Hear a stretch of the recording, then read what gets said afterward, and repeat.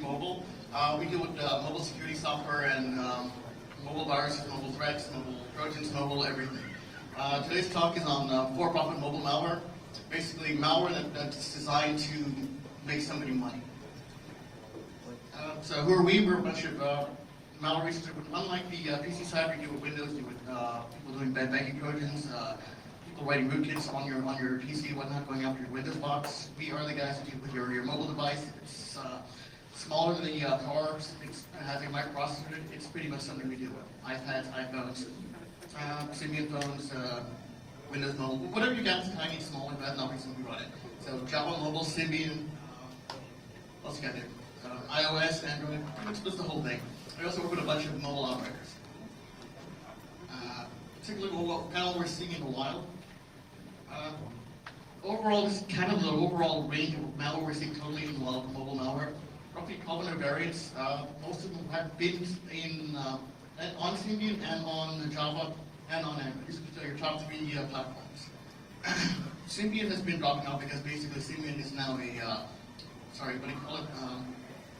it's now going out of service. It's called that, and Java Mobile is slowly being overshadowed by the Android platform, which is basically programmed in Java and taking over most of the Java-ready malware out there. Current trends actually for this quarter show Android basically taking control of that whole pie over there, or that whole blue section there, Symbian section, is now, if you look at what's coming out in the quarter right now, it's now come down to pretty much just Android and just Java mobile malware. Take a look at some old ones real quick that make money. Just for concept what they do, like Red Browser, it's a Java mobile Trojan. It was designed to, has anyone out there seen Smozy for Android? Which is basically an app that uses your SMS text message account to basically load a page from the developer's proxy server.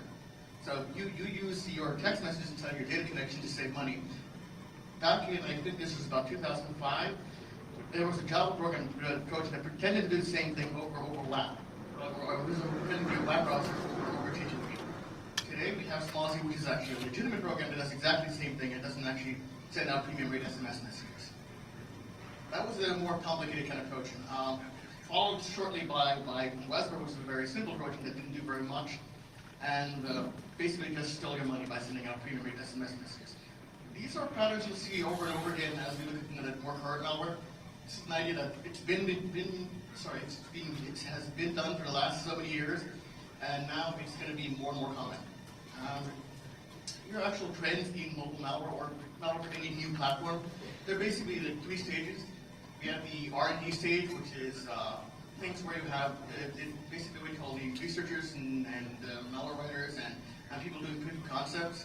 So you'll have someone writing like GrrCON or a few other various virus groups that are no longer active, and academics and researcher proof of concept. Pretty much anytime you have a new platform, you work out how do I get on there, how do I start affecting files, what are the file formats. Basically all of the basic research you need to get on the platform, get it running. Once that stage is out of the way, then we have the reuse stage, which is the one on your right, but all the bugs look very similar. Reuse being that basically the script stage. They've taken all the source code provided by the researchers and teachers and that entire group over there and turned it into basically redundant things like that. They all look alike and are very, very similar. This is usually followed by the third stage for any platform, which is the profit-taking stage or profit-making stage, where you say, okay, I've worked out how to do it, I've worked out how to infect things, I've worked out how to make copies of things, and I've worked out how to do all those things. I've worked out how to do plenty of things. How do I make money on this? This is the third stage and pretty much what the entire talk's about. How people actually make money using malware. Let's look at some geographical trends. When I was looking at the various, basically that big pie chart we had in the beginning, where is all the malware coming out, and where are we seeing it? What regions are more powerful, what we call more prevalent? We took a look at some. We looked at basically North America, South America. We saw there isn't a lot there. Africa pretty much drops out too. We have a couple of ideas why that might be. I mean, in America, in North America, we're talking basically because you can sell, I guess, what is it? Apps on the App Store, like say, I don't know, the latest iPhone app or something for a buck, and you make enough money off of that. you don't really need to write malware that makes you money by sending out SMS messages or stealing your accounts or anything like that. So we're not seeing a lot coming out of North America. We're not seeing a lot coming out of Africa either because, once again, not too many, the reason is usually probably because the hardware isn't there yet. There's not enough infrastructure, but there's not enough demand for smartphones as such. And what we actually saw was we were left with a few more places. We're left with basically Western Europe, Asia roughly, and in the Middle East and whatnot, and Australia. Australia hasn't seen much malware unless you're familiar with the iPhone malware from the IQ worm, where the guys trying to make actually the one that came before that, which was it was actually in the Netherlands originally. That was the first one that someone was trying to extort jailbroken phones. And then someone took that idea, ran with it, and produced a great rolling IQ worm, which popped up, changed your background image to a picture of a gaslight. Very nice, very interesting, but not making anybody any money. What does that leave us with? That actually leaves with two regions. Basically, regions that speak either Chinese or Russian, pretty much. We've got, in the Russian-speaking areas, we've got about 100 plus variants of various malware, which is very simple. They're PC malware, very complicated. Surprisingly, they're mobile malware, very, very simple, dirt simple Java malware. So they're basically taking the easiest possible way to do it in Java. I mean, bare minimum, you need just to be able to get some cash out of somebody, like sending a premium rate SMS and you're signing up with a service, and then just put that into a little program and send it out there, like a Trojan. Say, okay, this is whatever it is. It does it, it goes. And then if you've even heard of the fake player version on Android, that's the name, we all have different names for it, like SMS fake player or something along those lines. It pretends to be a video player that plays a little bit of entertainment or something, and it doesn't do that. It's really just a very simple thing that was the Android equivalent of the Java mobile spam or foreign Trojans that pretend to be something and they aren't quite. Contrasted with the Chinese-speaking areas where we've seen about double that, and not just Java stuff, also more complex malware that runs on both Symbian smartphones and on currently Android smartphones. And we've also seen a lot of advances. I did a talk last year on mobile botnets and rootkits. A lot of those techniques that are being pioneered there are actually being done in the Chinese-speaking areas. Let's look at actually how they actually make money doing malware. I mean, what are you doing? Just sending SMSs out there? In Russia, yes, exactly. It's just that. They're just sending out SMS messages and making money by sending private messages. An alternative way of doing that is basically, if you're writing malware, you can make a bit of money by producing the malware yourself or distributing it for someone else. I mean, various parts of the pie. So it's not really a one-man job anymore, especially if you're making money out doing this. And you're basically, the distribution, you're probably sitting on forums and putting in different places, and okay, we got it here, we got it there. Where would I put freeware? Where would I make it look like it could fit? With the simple Java Trojans, basically just make it an adult entertainment, and then someone will spin it for you. With everyone else, you need a bit more work coming in, like pirated software, or pretty much anything to make it interesting. Where's the actual money there? It is kind of really the premium rate SMS numbers to kind of make it direct cash.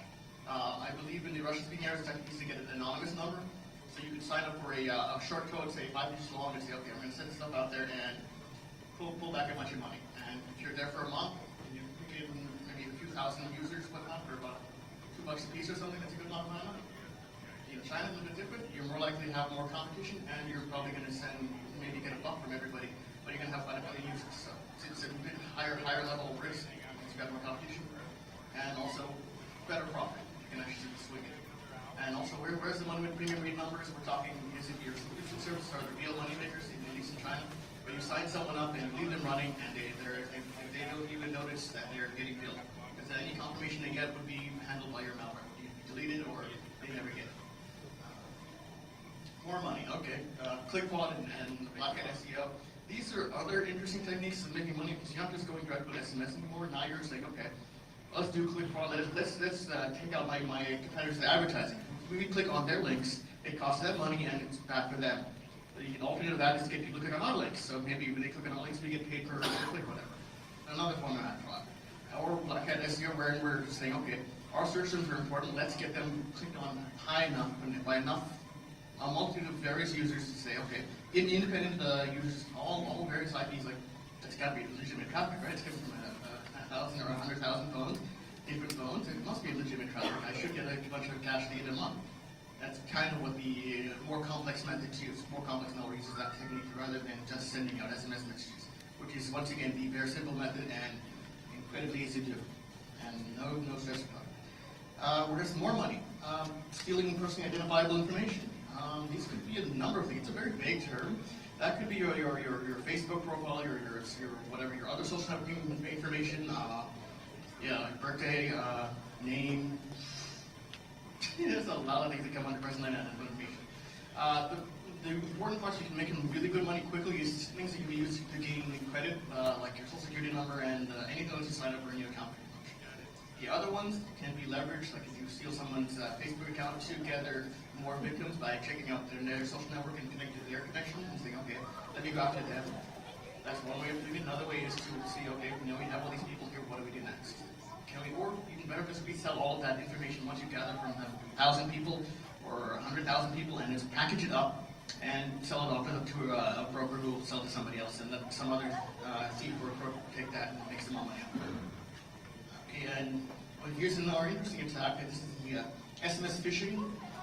SMS phishing is a really silly attack. It's basically, okay, I'm going to send you a big text message that I'm coming from your bank or from the FBI or wherever, and saying, do something for me. It's a social engineering attack, which doesn't always work because, what's the concept I'm looking for here? You can kind of tell if your bank, you're expecting kind of the number, you kind of know where it should come if you get regular message from your bank. And you kind of know what number should be. If it comes from like somewhere local or out of country or wherever, you're probably going to suspect something. This is where the injecting the SMS into your inbox attack is actually much more smooth, because you can control whatever the SMS message is and say, okay, it actually is from the bank and it actually has a legitimate number for the bank, or it's probably going to be my bank telling me to do whatever it says over here. And we'll actually see an example of that a little bit later on. And of course, you can also download malware or whatever from an SMS message, just as a second stage attack. And we haven't really seen that be too successful because of there's more authentication now. Like on Symbian, you have the sign certificates to get or sign app to get in there. Apple, pretty much, you kind of be through the Apple App Store and Android. Well, we got a lot of that. It's another story entirely. Also, other accounts you can still, if you're going to make money, just steal using malware to steal things from somebody's phone. What would you do? You go after basically accounts that hold value. Your Skype account, your money transfer account, pretty much anywhere you'd be having money stored in a stored form. Maybe a QQ account is a chat account, being very popular in China. You might have like some credit on the system.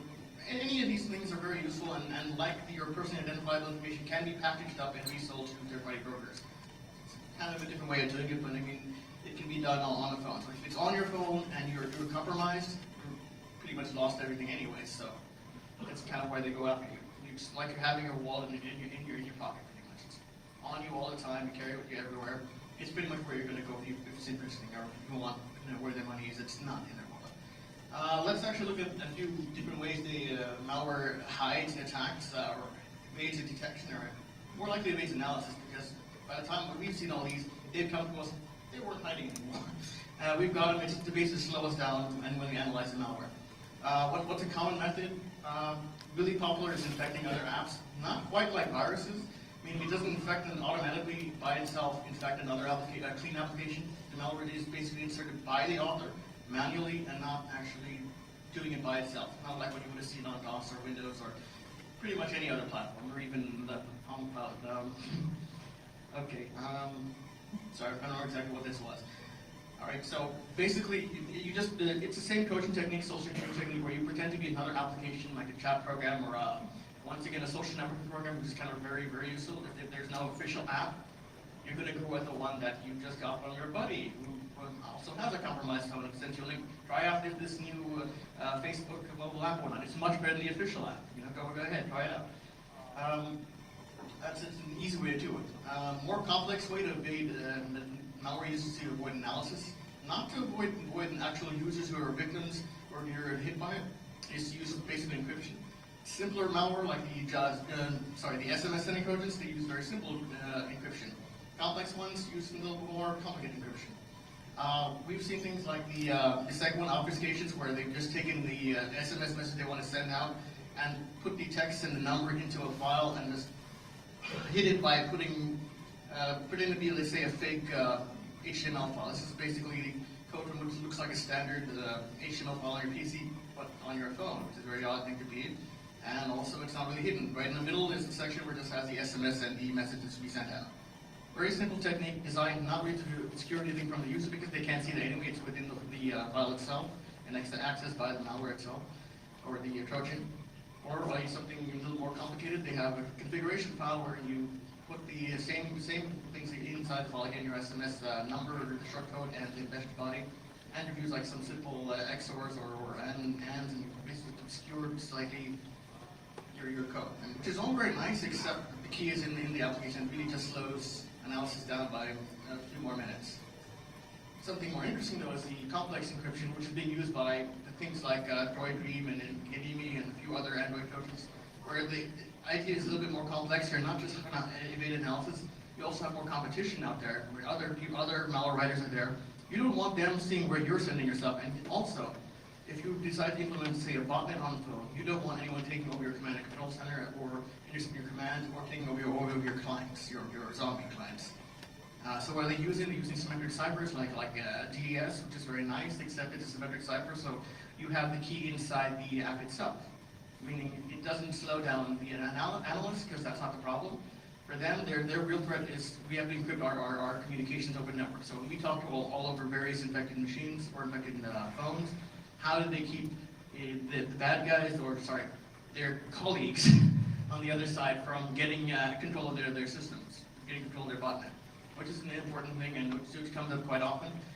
As I think it was at GrrCON, Georgia Weedman was presenting a talk on Android botnets, and about a week before that she took it down to her hackerspace and then had them test out her botnet. And somebody basically took over her botnet, they hijacked it.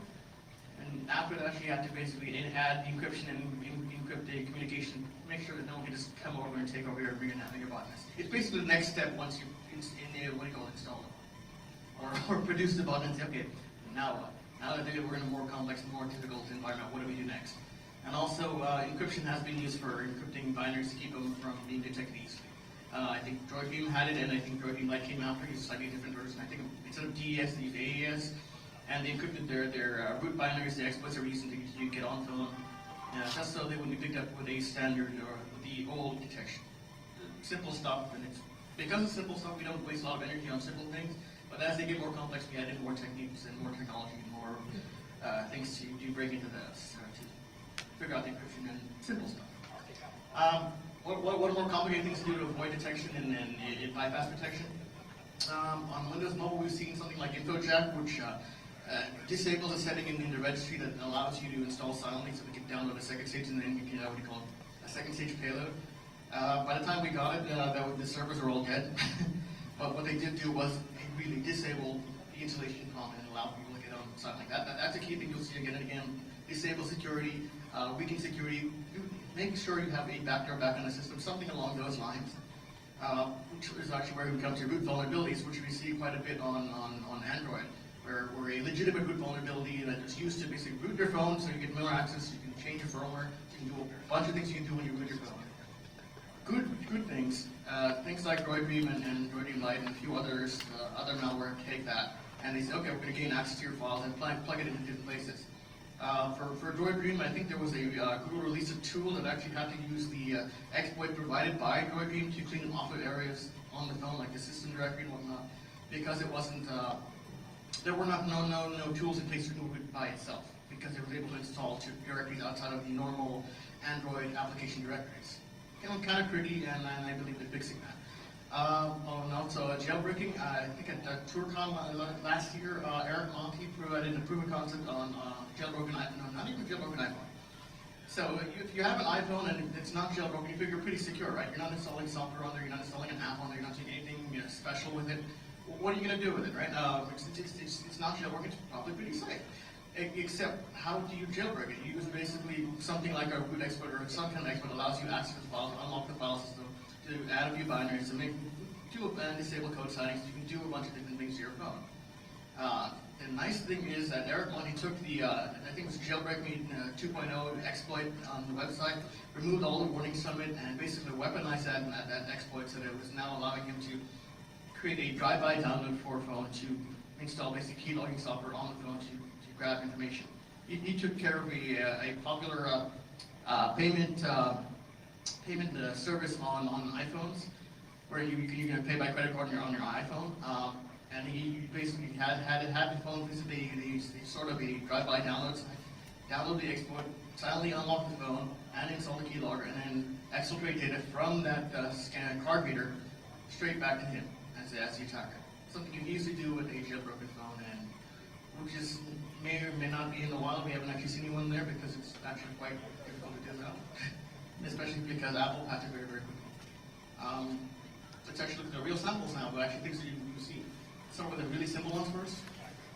SMS read, very simple SMS Trojan. A little bit pretend to be a pornographic app, pretend to be anonymous SMS email. We've seen a bunch of different variants. So basically, criminal try different techniques. Okay, one works, one doesn't work, one works a little bit better. You no idea which one it is.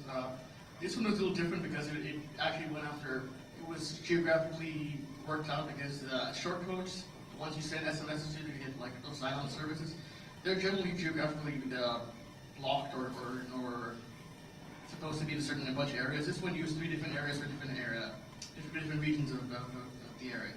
So if you had one for Russia, we had for Ukraine, you had Uzbekistan, different areas, different countries, different short codes, different telephone providers. So it was a little bit more complicated, but still very simple.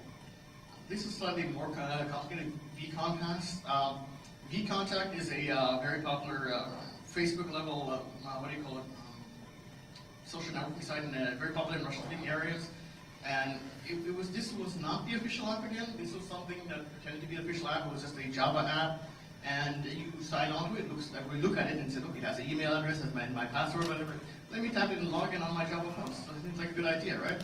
Instead, what it does is immediately email all that information, your username and your password, to the attacker. Very, very sneaky, very useful. How to make money? Once again, you have a bunch of social networking accounts. You can either resell them and in group, or you can take the information and leverage that. There are a few more talks later on today about social engineering, social networks, and whatnot, on how to basically take information you can gather from a particular account and use that to attack someone else. So it has a purpose, and it is somewhat more useful. You can get them on your phone where you were thinking less about security, thinking, oh, it's my phone, what could go wrong? Much. More complex malware we've seen has been on Symbian. This one was a little older one, Kijia. It was kind of sneaky because this was basically repackaging a bunch of malware with some other, basically it's like a, what do you call it, extortion, basically what the author was going for. How do I make money? Let's get some money out by telling, hey, we'll mess up your phone and lock it up and make it difficult to use. You give us a bunch of money and we'll give you the cure for that. I kind of know what that business model is, but no, it's not quite what it was. The deal was it was using QQ, once again, that very popular chat program to say, okay, you can pay via QQ coins or like say if you're on like the Xbox network, you can pay with like Xbox points or something along those lines. Except he has a way to cash them out, so he'll say, okay, you go buy the credit and put it on your account and send it to me, and I'll send you the answer to your phone. I don't think he actually ever sent to any of his victims, but it was a pretty good scam for a little while, and it was kind of neat where he got a bunch of money from a bunch of people, and no doubt it's a good technique anyway to say, okay, try this and not. But it really wasn't that complicated, and if you had like antivirus software on your phone, you would have been protected from whatever it was, because these were just repackaged old things. The only neat thing was really that extortion message. It was a good attempt at using what you already have and without being overly technical. Here's an example of a Python script, which is just a good example to say, hey, yeah, you can do it not just on Java, but also in any scripting language that has access to the phone, access to be able to send SMSs.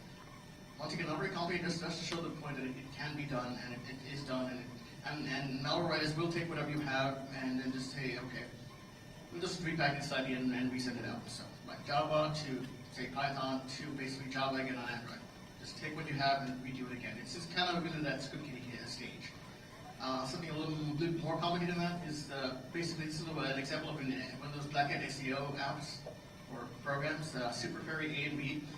These basically inject bookmarks into your bookmarks, because if you're on a phone, like I say, a Symbian phone that doesn't have a keyboard on it, you'll have basically the numbers, and so you're not really going to type in a bunch of, URLs because they're very long usually, or they're a little hard to type in, it takes you a bit of time. You're going to go with your bookmarks instead. So it's really the best attack to go. You inject a bunch of bookmarks, place them at the top of the list or whatever, or wipe out the other guy's bookmarks and put yours in there in place. And so some users will say, okay, I need a search engine or whatever, I need to go to this mobile phone forum. and you click on it, and they get money by people visiting the forum, either increasing their numbers or selling ads or going on that way. Here's another one. This is the one where the inspirit.a is the one that actually injects the SMS into your inbox, which is the interesting technique. It's on Symbian phones, and they craft the message to look like it came from your bank saying, oh, hey, your account's been hacked, please log into this website and reset your account before they steal all your money. Yes, your bank usually tells you that, doesn't it? Well, this one looks like it came from your bank, has the right number, has everything else. It looks and smells like, looks like it walks like a duck, probably is a duck. This one, kind of sneaky and a little bit better attempt, actually a little more complicated because it needs to be installed or inject SMS. It takes a little bit more work and is a little bit more advanced than, say, just an SMS subscription. Let's take a look at the actual more current things. Android apps. Gaming was one popular one. Main thing, what does it do? How does it make money? I mean, we've all seen what it does. It's got a whole bunch of, it's like a bot, it has a CNC and whatnot. How does it really make money though? Forwarding SMS. This is a common thing we might have seen with Zipmo or something, where your bank will send you a, or say, let's look at the more simple way, say a money transfer service like Western Union or something, where you sign up for a service or you send money to somebody else and they can pick it up by having a code that you send via SMS. So if you infect the phone of the person receiving that message, you can get that copy of that message, you can get to the, the money transfer store before anyone else, which is a good deal. The other thing with Zipmo and Spitmo and a few other Juice in the Mobile and Spy in the Mobile apps, that's a two-parter where you would have the bank is the bank Trojan on your PC gathers the username and password, and when the attacker logs in, the banking site sends their mobile transaction number, authorization number to your phone via SMS, and then they get the SMS too, and they go log into your account. Another thing it was doing was also generating traffic. It was another one of those SEO things, and where you gather people to your website, or where you get clicks, or any number of things, and also forwarding contacts to get more people. Forwarding contacts and gathering more people only makes sense if you have a large number of users, so it's not really used unless you have, say, like 1 million users in China who have a bunch of phones that are very easy to get to. This one is Steamy Screen Script. I'm not even sure how that's pronounced.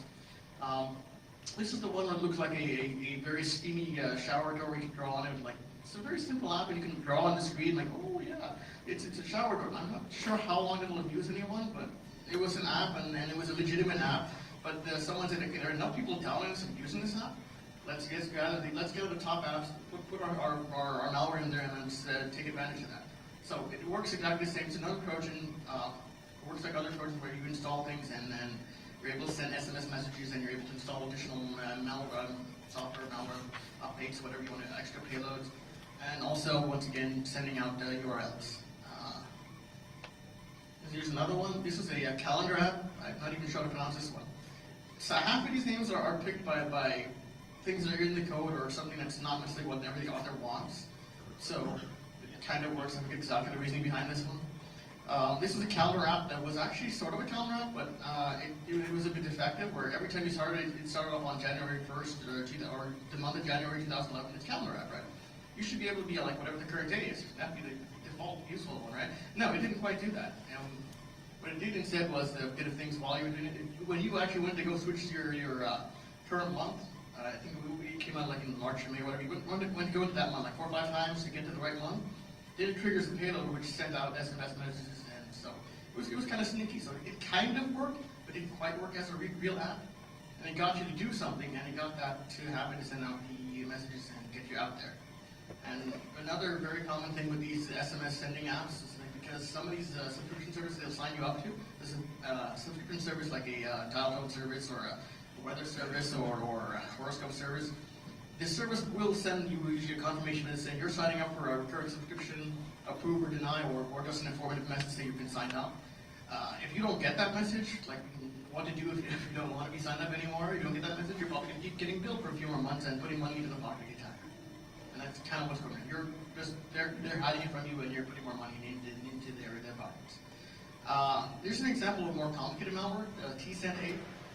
It's named partially after the publisher of the QQ instant messaging application or service. They provide basically they're a large target for a lot of different attacks. So a lot of people going after their accounts, people going after money on their system, the QQ system, and it's a big target like say Facebook would be. So they sell this company that runs QQ sells basically, along with their mobile client, they also provide security software with the program. So it would be like antivirus software or something that helps you block other apps. This malware, instead of trying to just say, okay, I'm going to do whatever I'm going to do, like send SMS messages or go after the QQ account or whatever it does, instead it also goes directly after the, I think 4 or 5 different security applications that are installed by either, they're either the most popular ones in the market or they're the ones that are installed by the manufacturer themselves. Just kind of sneaky. It's okay, you've got security software, we go after you.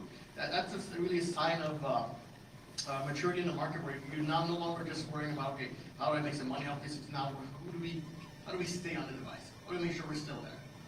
That's just why this one's kind of a little bit more interesting rather than just an SMS and encryption. Then it's another one, cruiseman.a. I forget exactly what this does. There are quite a few doing roughly the same thing. They're either sending SMS messages or pretend to be something else.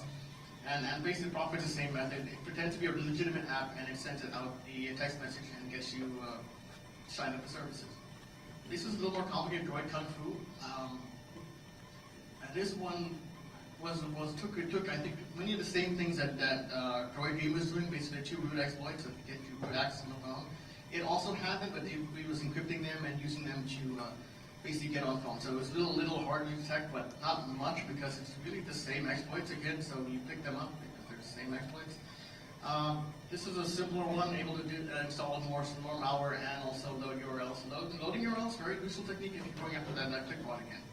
Click fraud, keywords, not got SEO, the whole 9 yards. PJ app was basically a collection of apps, just legitimate apps, and making the same content. You'll notice a lot of these applications, these are mostly all the Android apps, most of them are based, all of them are coming out of China. The market's very competitive. A lot of them are using basically CNC servers to control the infection. So it's not just, we're doing Trojans and one-offs and one-shots and sending things out there and saying, okay, we're going to go there and install on your phone and just send out, sign up all these servers and make money off that. No, they're also doing what do I do next? Can I get my new update on my software in case my competitor comes up with something else? What do I do next? And can I get on there, stay on there longer? So a lot of them are using CNC servers and encrypted communications and a bunch of other things. This is I'm not even sure how to pronounce this. It might be Toplank, it might be Toplank. I never asked. I didn't name it. It was named after something. The code itself says something about plankton. And this is a variation of John Overheight's download. The same concept he was using, where he did the Twilight preview app at SummerCon, I think last year, where he produced an app that looks like a Trojan app you can install on your phone, and instead of showing you the previews of the new Twilight movie, it downloaded code from the server. This does much the same thing, except a little bit easier. Instead of downloading binaries, it's downloading another APK file and loading it into the text file and loading it into the account, which is a good way to do it. And it gets you on the phone, and it gives you a little bit more way of downloading things without saying, okay, I don't know, having someone install something new. This avoids installing process entirely because it's just the just the code itself and not the it's basically a class order loads the classes from this basically this Java file. Not technically, but it's like that. And it does the same thing, phishing, SMS, the whole 9 yards. A lot of these do the same thing. It's not only the implementation that's interesting, not so much what they do, but it is how they make money. BaseBridge, another one. This is interesting because it's another one of the ones that go after security software, after antivirus software, after you've got a firewall on there, whatever. It has a list of applications that tries to kill. I think this might have been a variant of actually a more complicated Symbian malware, and the software it's trying to kill is actually named in the same address as the Symbian malware. It looks like it's basically a port of the whatever the complex Symbian malware was over to Android. It's like a direct port of the code. It's like they convert the C++ into Java, like all the paths and everything, and all the code to kill the processes is all whatever was started from the app. Kind of nice, but it's just trying to say that they're taking everything they've learned, they're packaging everything they've learned from another platform and moving it towards a new platform, which is a good thing to know. It's like that means you actually do have an advantage in the market, and you realize as platforms change, you go on to new systems and you take whatever you learned and use it. It's really a sign of advancement. It's more than the sending of SMS, it's just about making money. This is another one, SMS Hider. Also very similar. I don't remember what this is here. I'm sorry. Yeah, not much special against still. This is another one that it sends out talking as it's basically like a botnet client, and it takes demands on the server and it can install things. And not incredibly useful. A lot of these are actually quite similar. This is GoDream, very similar. Also, this actually goes after your SMS messages, very similar, and listen for commands. A very common theme. A lot of these listen for commands on the server because whatever they're doing now isn't the end game. The end game is as they find new techniques or as the attacker gains more and more control or enough users, they can just wait for you to, if you're not having a bank account at the bank they're looking for, once you do get one, they see it on your phone or whatever, or they see you're accessing a site, they tell them the software, then they can download a second fail or a third fail. It's more about establishing themselves and building the channel to talk to your phone, control your phone, and actually destroying it or damaging it, which is a really interesting way of looking at it. There's no longer the whole, let's try to break your phone or whatnot. We're not really seeing a lot of things like that that'll take space like a file infector virus or nothing like that yet. It's really kind of surprising because every time we do a new platform, you go to Windows, you got file infectors, they've got a Windows Mobile, they had Ducks, they had a few more, they had one that was going on polymorphic one. In fact, file infector was put on Android and on other platforms. We're not really seeing that as much. No one's really trying that hard to do that. They're more better off on how do we control things, how do we get in there, and how do we put together a larger network. Another one, Hippo SMS, same kind of deal, injecting into malicious app. This injecting into malicious apps is an interesting technique if you're writing in a file infector virus. But no one's doing that. They're all just doing this manually. There are 50 apps like GrrCON that were infected or on the Android market. Someone manually put these in there. They didn't have software there installing into the software because otherwise you'd have nearly every app you see on the market infected with something. If they actually done it automatically. Why would you stop? It's automatic. You run a tool. All of us have run tools for various things, right? If you've got a tool or a toolkit that does something for you, why are you going to stop at a handful, like 50, really small numbers? When there are, again, how many thousands of apps on the main Android market, how many tens of thousands on various third-party markets?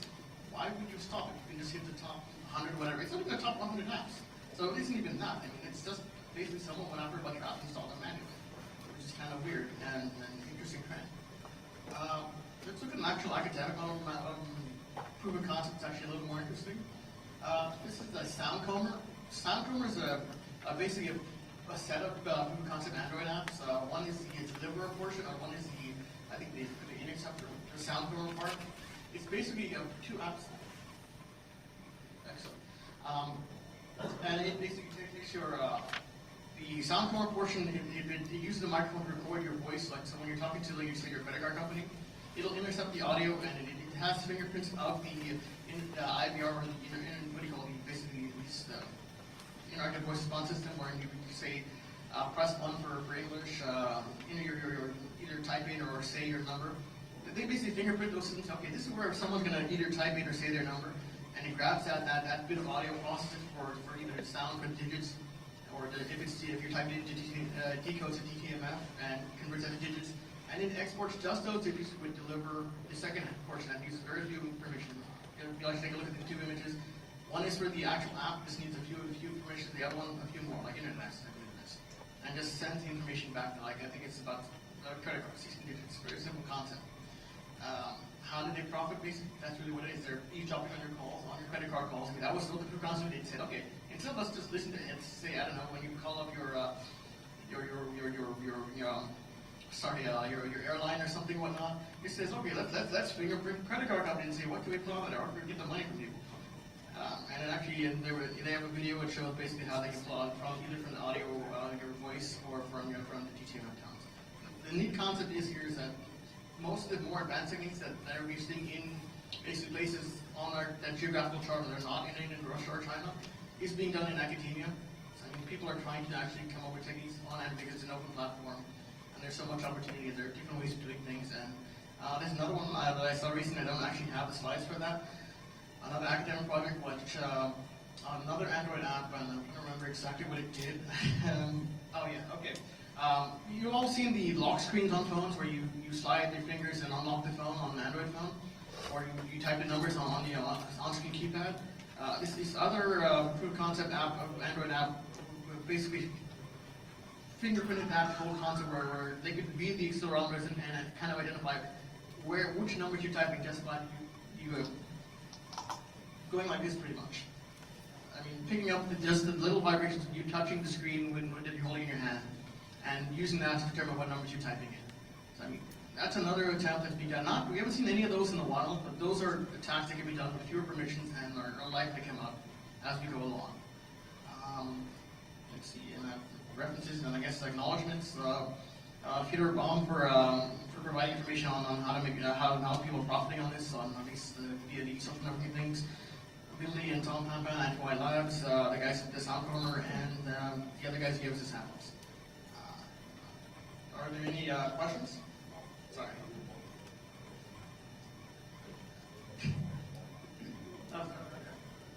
Yeah, like in the last week I saw an article talking about problems for the last year that were being reported of Apple accounts being hacked. iTunes accounts are getting hacked and people are buying things with their accounts and no. They only seem to be stealing gift card balances. And then there's also claims that even after Apple locked the account, they were participating. So Apple's saying it's a straight, they're enforcing passwords and all this doing it. And the article is kind of like questioning that whole thing because the Apple, most stuff around that is so weird. They're only giving gift card balances and not. It's weird that they're getting stored account balances on iTunes accounts, Yeah. which is actually quite normal considering what people are doing. You go after the stored account because that's the easiest thing to do. Credit card a little harder to do because there's a lot more checks in place. Stored accounts, like a credit gift card, who's in charge of that? Basically the company, right? It's going to be in the like a store or whatever, and not necessarily as protected as a credit card balance. But the Apple one is still, I haven't seen enough information yet as to what's actually behind that. Apple's not talking about it. People are complaining about it, that people are taking their gifted card balances, and yeah, no clues, and no evidence that it was a mobile thing either. So it's not necessarily that your iPhone's being hacked and people got make this. There might be a geographical thing though. We're seeing rumors about it being from China also, but no evidence, no actual evidence of that. Are there any more questions?